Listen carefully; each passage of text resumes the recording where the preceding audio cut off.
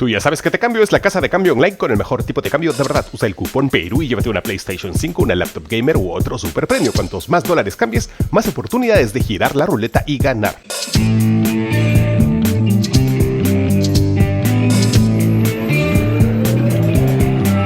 Hola, soy Marcos Cifuentes. Bienvenidos a La Encerrona, tu mini noticiero mañanero. Hoy es lunes 8 de agosto de 2022 y este ha sido un fin de semana en el que lo más interesante es lo que no pasó.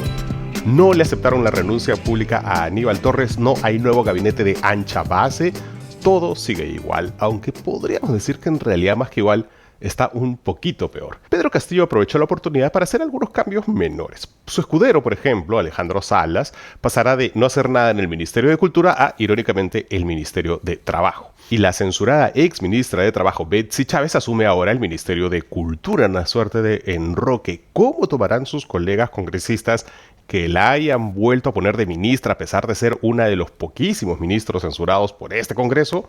Pues ya veremos. Uno de los cambios más interesantes, el exministro de Toledo, Kurt Burneo, asume el Ministerio de Economía, pese a que al inicio del gobierno Cerrón lo había maltratado. Este es un nuevo viraje a la izquierda de este ministerio que con el anterior había enrumbado otra vez un poquito a la derecha. El cambio más descarado es el de Heiner Alvarado, uno de los poquísimos sobrevivientes del primer elenco de ministros de hace un año. Él ha pasado de un ministerio codiciado a otro. De ser el inamovible ministro de Vivienda, ahora pasa a Transportes, otro ministerio que está en el ojo de la tormenta. Heiner Alvarado, además, actualmente está en la mira de dos investigaciones de la Fiscalía, una de ellas por el reciente caso de la hija cuñada de Castillo. Insistir con su presencia y peor todavía ponerlo en el jugosísimo Ministerio de Transportes, donde hacía y deshacía el ahora prófugo Juan Silva, pues parece un verdadero desafío a la opinión pública y a la Fiscalía. Por cierto, en Vivienda asume el ingeniero César Paniagua, a quien en abril de este año el Poder Judicial le dijo que no podía asumir la jefatura de SEDA Cusco, pero 5 meses después ya logra ser ministro. Muy bien. Pero obviamente el nombramiento más llamativo ha sido el de nuestro nuevo canciller Miguel Ángel Rodríguez Macay. Como recordarán, Pedro Castillo se inauguró hace un año con un canciller ultra izquierdista, el ex guerrillero Héctor Béjar, y luego un año después ha puesto en el mismo cargo a este señor Rodríguez Macay, que hace un año estaba titulando una de sus columnas en el diario Correo como Castillo amoral, y que de hecho semanas antes pedía que la OEA auditara las elecciones con las que Castillo había llegado a la presidencia. Durante la campaña electoral decía que su actual jefe, el entonces candidato Castillo, significaba el asomo de la patria al filo del infierno. Además decía que todo esto era producto de una conspiración del Foro de Sao Paulo. Está claro que el Foro es el laboratorio ideológico para provocar el alboroto de la paz en nuestra región, valido de la estrategia de la subversión. En pleno 2021, el Foro de Sao Paulo está determinado a consumar la captura del poder en países como Perú y luego Chile. Otra columna en segunda vuelta, ahora en contra de votar en blanco. Votar en blanco no es ser neutral ni ecléctico, sino, en cambio, tomar partido por la incertidumbre. Votar en blanco, aunque jurídicamente es aceptado, legítimamente es censurado. O sea que si Castillo era el infierno y el voto blanco era ilegítimo, pues ¿por quién habrá votado este señor? Luego de las elecciones, como ya les dijimos, se volvió fraudista y fíjense lo que decía nada menos que en Willax, por supuesto. Con un jurado nacional de elecciones desacreditado, como muy bien dice el doctor Víctor García Toma, ¿qué va a producir? ¿Cuál es la consecuencia? Se llama ilegitimidad, no es reconocimiento, convulsión social. Para 5 años de gobierno, una sociedad nacional en esas circunstancias. Y cuando empezó el gobierno de Castillo escribió: alzo la voz para exclamar que nuestra amada patria no caiga en manos de irresponsables radicales y aventureros. No lo merecemos, los buenos peruanos no lo vamos a permitir. Al día siguiente de la toma de mando de Castillo, en 29 de julio del año pasado, en una columna de El Montonero, una web de ultraderecha, decía: el país será oficialmente un estado conducido por un gobierno comunista, aunque muchos lo nieguen. Ojalá en estos días alguien lo entreviste y le pregunta si ahora él niega que este sea un gobierno comunista. ¿Qué le pasó a este señor? ¿En qué momento el gobierno de Castillo dejó de ser ilegítimo, un infierno comunista? Pues no está muy claro, pero es cierto que ya a fines del año pasado, cuando ya se habían descubierto los 20.000 en el baño de Palacio, ya había empezado un viraje para él, porque en ese momento ya no veía argumentos para una vacancia, y es más, estaba incluso en contra de las diligencias fiscales en Palacio y también de investigar al presidente de la República. Parece que el señor había tenido una epifanía. De hecho, se le apareció el apóstol Javier Arce, parlamentario andino por Perú Libre, que es un partido marxista-leninista, y en junio lo nombró jefe del gabinete de asesores del Vidagri en el brevísimo paso que tuvo este señor Arce como ministro de Desarrollo Agrario. Ahora que es canciller, el señor Rodríguez Mackay va a tener que tomar decisiones que quizás hagan que Castillo termine enfrentado a los regímenes de la izquierda internacional. El nuevo canciller ha sido muy claro en decir que Nicolás Maduro es un dictador. En eso tiene razón, pero el gobierno de Castillo fue el gobierno que restableció las relaciones diplomáticas con el chavismo, hasta tal punto que desde fines del año pasado hemos vuelto a tener un embajador en Caracas, después de 4 años sin un embajador peruano en Venezuela. Otra situación en la que el nuevo canciller tendrá que tomar decisiones es con el embajador de Cuba, Carlos El Gallo Zamora, a quien las teorías de la conspiración ponen detrás de las exitosísimas campañas de inteligencia de este gobierno. Rodríguez Mackay es uno de los que cree que el embajador cubano es peligroso. El problema es que Castillo no se puede dar el lujo de pelear con el resto de gobiernos de izquierda de América Latina, que a estas alturas parecen ser su único soporte real. Justo este fin de semana vimos cómo, después de que el Congreso le impidió viajar a Bogotá, pues salieron a apoyarlo los gobiernos de México, de Chile, de Ecuador, de Bolivia, de Argentina, salieron a lamentar que no haya podido ir a la inauguración de Gustavo Petro. Entonces, aquí pueden pasar dos cosas. O Castillo traiciona este apoyo de la izquierda internacional o Rodríguez Mackay se traiciona a sí mismo. De todas maneras va a haber una traición. Hay que decir que sí existen puntos en común sinceros entre el nuevo canciller y este gobierno. Su apoyo a Antero Flores Arauz, al que el partido de gobierno ha blindado en el Congreso, su rechazo al acuerdo de Escazú, que odian tanto la extrema derecha como la extrema izquierda. También tienen en común sus ganas de salirse del Pacto de San José, abandonar la Corte Interamericana de Derechos Humanos como hizo Nicolás Maduro o como quiso hacer Alberto Fujimori. En fin, si de algo sirve este nuevo canciller es para corroborar una vez más que en nuestro país los extremos no solo se tocan, les encanta frotarse. Ya volvemos con los titulares de hoy aquí en La Encerrona.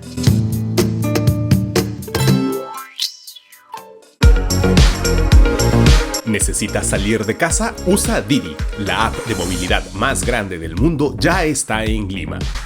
Todos los socios conductores pasan por una verificación de seguridad al registrarse en la app.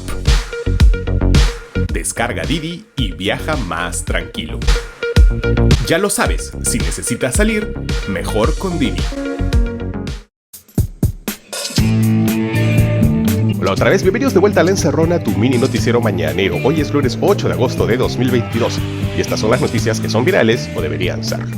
Y en estas fiestas patrias pasó algo alucinante. Las webs de las grandes tiendas como Saga Falabella o la Curazao lanzaron ofertas de productos a precios delirantes. Lavadoras, smartphones, laptops a $1. Por supuesto, miles de personas cayeron en esto, compraron de todo por la web y, por supuesto, las empresas anularon las compras. Pero ya habían cobrado ese sol. Ustedes dirán, pues $1, no pasa nada. Pero ¿cuántos cayeron? ¿Cuántos soles sacaron Falabella y la Curazao por ese error? La Asociación Peruana de Consumidores, ASPEC, sacó un comunicado bien claro. Obviamente resultaba poco probable que tales precios correspondieran a la realidad y que bien podía tratarse de un error mayúsculo, pero lo cierto es que la promoción se llevó a cabo y ello implica que la tienda debe asumir inevitablemente una serie de responsabilidades legales. Indecopia ha anunciado que, de encontrarse una infracción, se recomendará aplicar una sanción de hasta 2.070.000 soles para cada una de estas empresas. Ojo que aquí nadie está hablando de que las empresas tienen que entregar los aparatos comprados a $1, por ahí tampoco es que vaya la cosa. Hay algo que se llama el criterio del consumidor razonable. En una entrevista con TV Perú, Crisólogo Cáceres, presidente de ASPEC, explicó: si un consumidor sabe que un televisor cuesta 2.000 soles y aparece costando 50 centavos, es claro que ese consumidor tiene razones para suponer que ese precio no se corresponde con la realidad. Por el otro lado, quien está haciendo la oferta y está obligado a cumplirla es el proveedor. Lo que corresponde es encontrar aquí un justo medio entre el derecho al consumidor y lo que puede haber pasado con la empresa. Y ayer terminó la Feria Internacional del Libro de Lima, que año a año se ha convertido en el evento cultural más importante del país, probablemente. Es necesaria, imprescindible, está muy bien, es una fiesta a veces, pero lamentablemente la FIL no es ajena a la absoluta desprotección laboral que se vive en el Perú. Según testimonios de varios trabajadores recopilados en un post del sitio web Mataperrea, por ejemplo, cuando se estuvo armando la feria, poniendo los stands, no se habían habilitado los servicios higiénicos. Entonces todo el personal de seguridad, limpieza, los libreros, desde las 9 de la mañana hasta las 8 de la noche, tenían que ir a negocios que estaban al costado, al Hospital Revaliati, a el baño. Otro tema fueron los comedores para el personal ya durante la feria. Esto se denunció por varios usuarios en las redes sociales. Eran espacios reducidos, improvisados, escondidos, apretados. Ni siquiera tenían un microondas. Este microondas se puso ya por el reclamo de los trabajadores, pero era un solo microondas para 100 trabajadores. No es la primera vez que hay denuncias así en la FIL. A ver si los directivos de la Cámara Peruana del Libro, que año a año ven subir la asistencia y sus ganancias, pues a ver si agarran un libro y se sensibilizan un poco con el prójimo y empiezan a tratar como humanos a sus trabajadores. Y tenemos que volver al drama político porque quizás lo más interesante de estos días es un cambio de actitud bien notable de Pedro Castillo. Fíjense, por ejemplo, lo que dijo en la ceremonia por el aniversario de la batalla de Junín. No les gusta que me hayan sometido a sobornos, no les gusta que me hayan sometido a chantajes, y es que he mencionado que voy a cobrar las deudas históricas, más de 30.000 millones de soles para darle al pueblo peruano.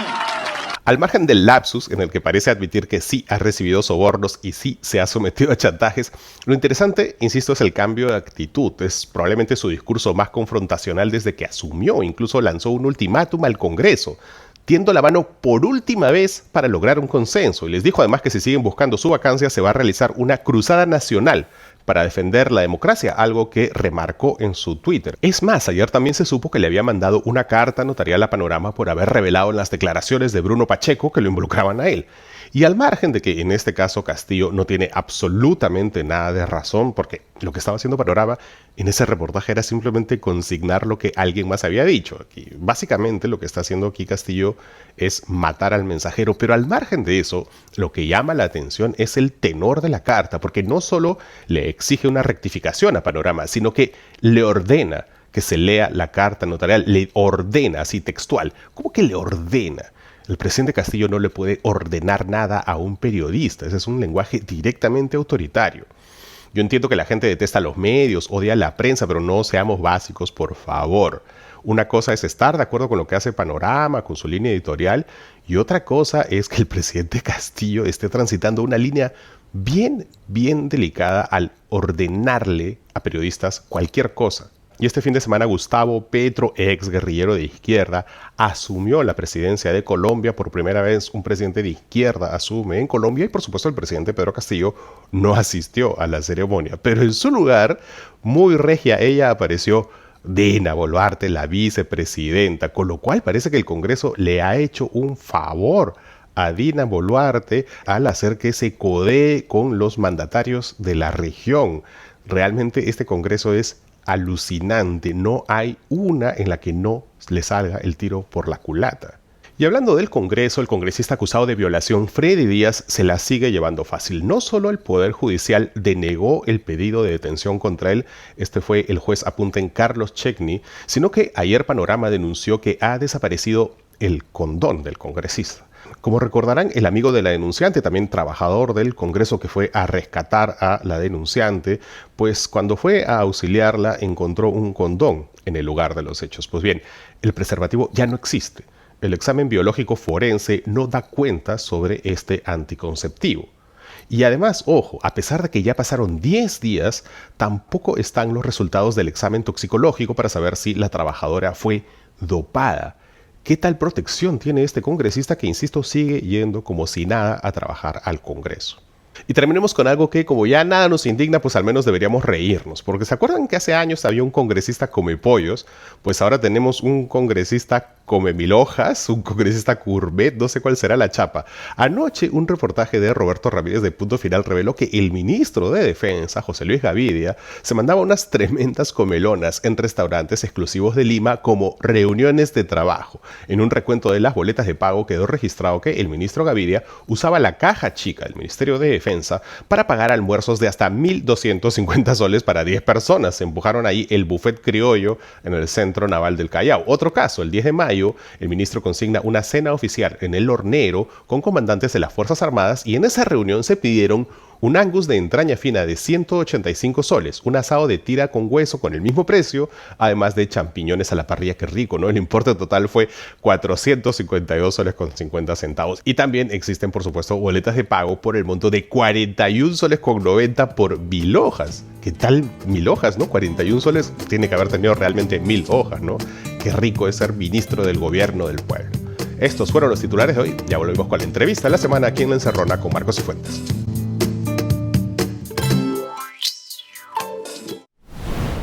Ya salió Perú Bizarro, 79 relatos cortos y francamente insólitos de nuestra historia republicana, desde la Tigresa del Oriente hasta el Contrato Dreyfus, pasando por Miguel Grau o Victoria Santa Cruz y cubriendo célebres asesinatos y mitos históricos.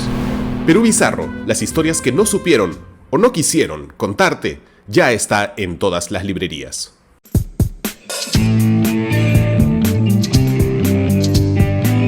Bienvenidos de vuelta a La Encerrona, tu mini noticiero en pandemia. Y ayer en nuestro programa de entrevistas Pequeñas Islas, que se estrena los domingos en exclusiva para los Patreons de los niveles 5 y superiores, ayer entrevistamos a Jorge Antonio Chávez, que es un internacionalista experto en Asia y en China. Ha vivido además él unos años, habla fluido el idioma y nos estuvo explicando no solo si va a haber ahora sí una tercera guerra mundial, sino también esto fue una verdadera clase sobre el origen del conflicto y también sobre la influencia china histórica, económica, no solo en el mundo, sino en el Perú. Entonces, entienden la gravedad de esto. O sea, si hubiera una guerra y Taiwán fuera el escenario de una guerra, sería terrible para la economía mundial, sería terrible para China y para Estados Unidos porque se destruiría la fuente fundamental de los semiconductores del mundo. Y esa capacidad no se construye fácilmente. Entonces, los semiconductores son fundamentales para la industria. Tú no puedes hacer electrodomésticos, no puedes hacer celulares, no puedes hacer tablets, no puedes tener armas de última generación sin semiconductores. Entonces son algo absolutamente esencial y Taiwán, siendo una isla pequeña, produce la mayoría de los semiconductores que existen en el mundo. O sea, China ha intentado fortalecer su industria de los semiconductores. Evidentemente, tener éxito en este campo no es tan sencillo y China ha encontrado dificultades. Esa es una de las razones por las cuales, dentro de las sanciones que China ha impuesto sobre la isla de Taiwán, que han ido sobre productos cítricos, productos pesqueros, no ha sancionado a la industria de los semiconductores porque entiende que esto sería dispararse a los pies, ¿no? El Perú es el segundo país de América Latina con más inversiones China después de Brasil, que Brasil es un monstruo. Tenemos no solo en minería, la tenemos en energía, y no sé en cuánto más. El Perú fue el tercer país en establecer relaciones diplomáticas con la República Popular China y eso fue importante también para que otros países de la región también se animen en construir estos lazos. Entonces es importante, ¿no? Es una relación que va a cumplir este año 51 años de relaciones diplomáticas, ¿no?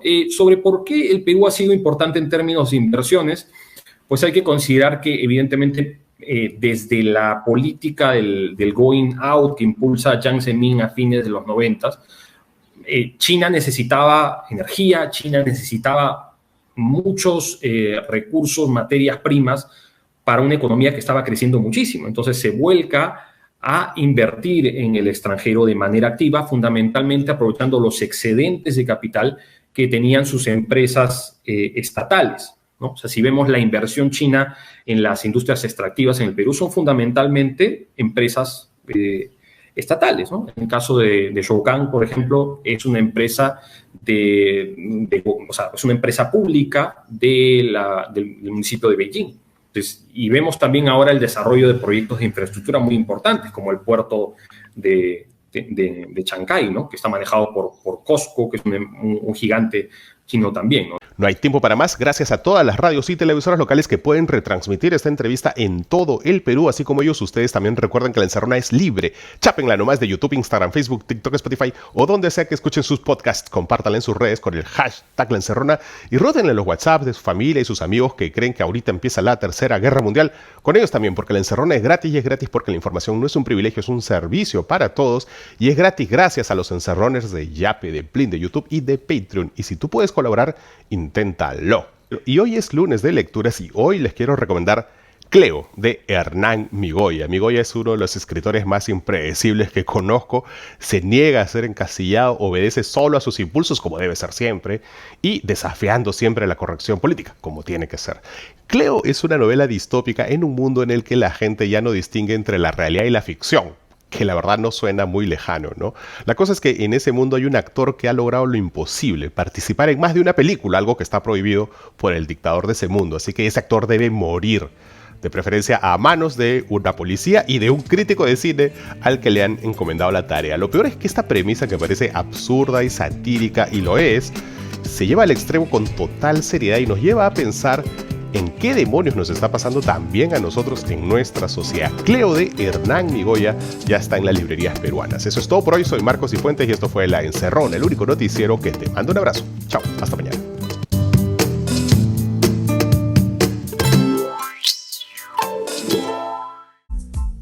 Ya deja de paltear cuando escribes.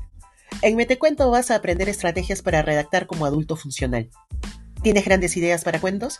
Saca las historias de tu cabeza. Estimula tu proceso de creación con Metecuento.